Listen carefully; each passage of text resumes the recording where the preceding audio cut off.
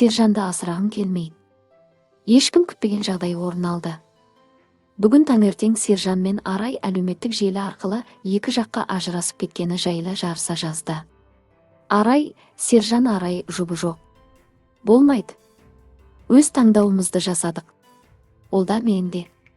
Өздеріңіз байқағандарыңыздай барлығы солай болған ұнамады. Шаршайды екенсің. Өтірік айтқан сөздерінде тұрмайтын адам точно не мой человек. Шыдап отыратын мен жоқ. Больше бұл сұраққа жауап бермеймін. Жабылды сұрақ. Өтініш. Артық ештеме жазбаңыздар, Алла ниетті білуші. Қателеспейтін адам болмайды. Барлығымыз қателесеміз. Жақсы болғанын қаладым. Айтқым келмеді, дегенмен осылай болу керек болды. Уақыт келіп жатса, не үшін екенін айта жатармын. Ол да бақытты болуға лайықты. Бірақ менімен емес, кешіріңдерші мені. Бақытты болсын. Ертеңнен жаңа күн. Сұрақ қоймасаңыздар. Мен асырайтын ұлым, анам бар, басқасын не хочу.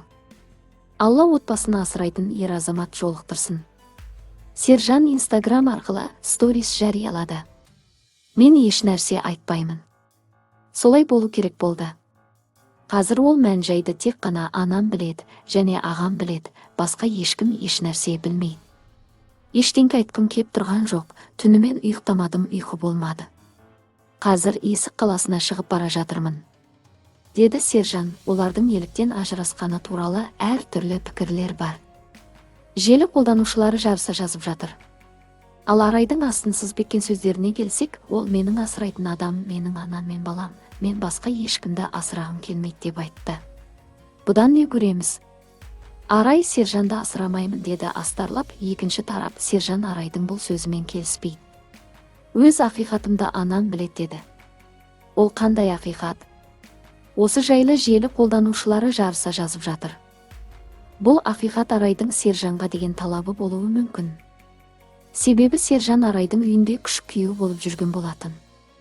Желі қолданушылары осы жайлы жарыса жазып Сержанға негативтерді жаудырды. Тіпті Арай Сержанның үйіне барып ақбосаға аттамаған болатын. Кейін Арайдың анасы да Арайдың үйіне көшіп келді.